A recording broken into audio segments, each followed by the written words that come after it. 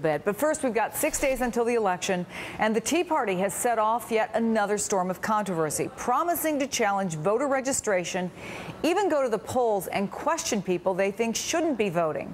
Plus, Tea Party darling Sharon Angle is accusing her opponent of bribing voters. In a fundraising letter, an aide warns voters that House Majority Leader Harry Reid, quote, intends to steal this election.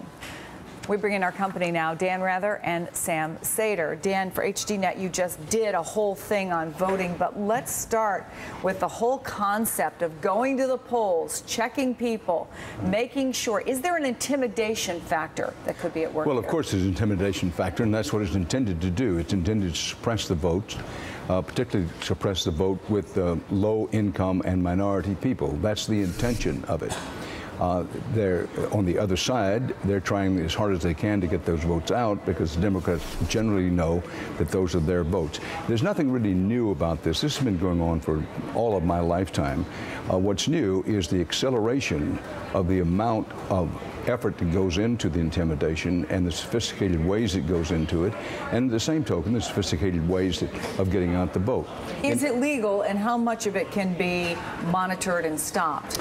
Is it legal? A lot of that depends on state law and local law.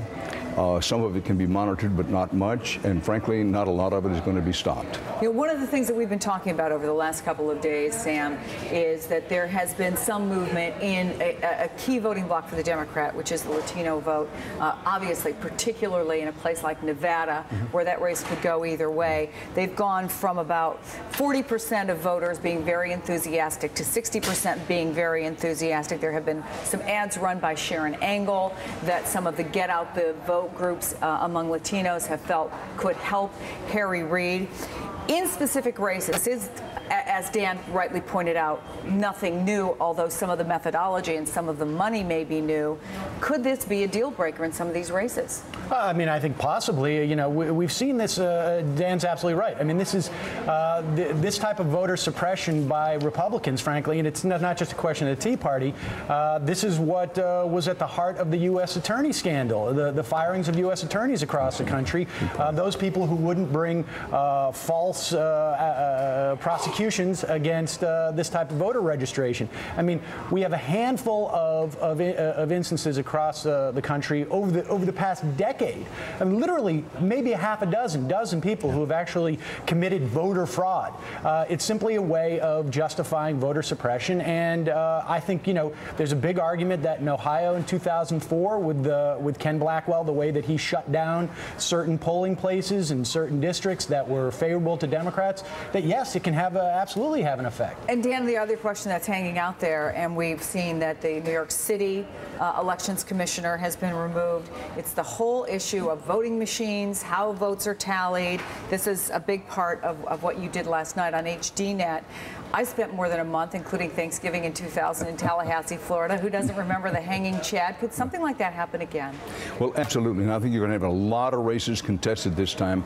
A lot of those contestants will be done on the basis of electronic voting machines. This is a fact. Electronic voting machines are easily hacked into. A lot of mistakes can be made with them. That's the reason Germany, the Netherlands, and Ireland, who went to voting machines, have now, after government investigations, discovered that they could be hacked in so easily and that they do not tally votes correctly, did away with them. All three of those countries have gone back to paper and pencil ballots, which they have their own problems. Like when I was a kid. No. With ballot stuffing, the old-style ballot stuffing, the corruption is out in the open. You can see it if someone's there to monitor it. With these electronic voting machines, which I consider to be a real danger to democracy, I know that sounds strong, but the vote is the red beating heart of our democratic process, and these voting machines, we don't even know how they work. There are two companies, including ES&S in the Midwest of the United States, who manufacture them. They don't tell anybody what's in the voting machines. This is a scandal waiting to happen, these voting machines, and I think as a result of this election, you're going to see a lot of votes challenged, a lot of outcomes challenged on the basis of electronic voting machines. Did you know this? There's not a single federal government monitor for electronic voting machines. We just don't monitor them. So you have that issue, which is a technical problem. You have this voter intimidation accusation that's going going on with the Tea Party. Let me bring in Sophia Nelson, who joins us now from the Grio. And Sophia, I'm sure you saw it, but we were talking about how in some of these races, let's say a place like a Nevada with Harry Reid and Sharon Angle, some of these things could make a difference. And I want to ask you about what happened on The View.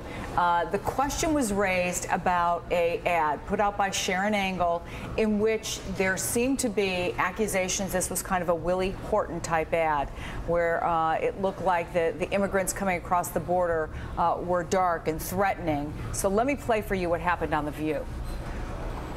Let me tell you how stupid she is. 25% of the votes in Nevada are Hispanic. 80% of them are Mexican. This is a moron on top of being evil. I mean, it's not strategically, you're right, not the way to go. I'd like to see her do this ad in the South Bronx. Come here, bitch. Come to New York and do it. You know, she got a lot of the attention. I would make the argument, if you think that people like the folks on The View, somebody at Comedy Central can have an influence on this election, I would argue that in that case, it wasn't so much Joy, although she's getting all the publicity because she used that word that rhymes with witch, but maybe the fact that Elizabeth Hasselbeck agreed with her, was very critical of this Sharon Angle ad. Do you think that this could make a difference?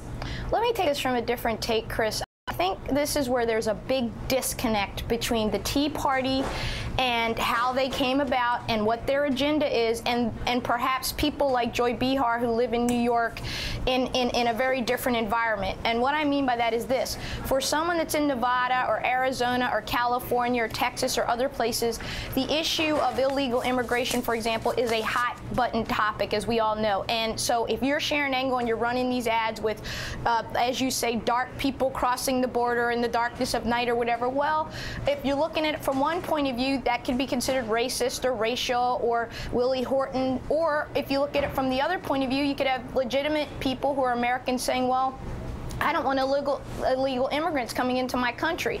And so what I'm saying is that there's a disconnect. And I was listening to Dan Rather, who, you know, I'm just honored to be on with him in the same segment. I grew up watching him. I think that some of what he said I agree with, but some I don't, in terms of this voter issue and what's going on here. Real quickly, Sophia. Oh, I'm sorry. I'm saying that I just think you could see this differently depending on what side of the argument you're on. All right, Sophia, Sam, and Dan, and we are always very happy to have you with us, indeed. And we're going to talk a lot more about this issue.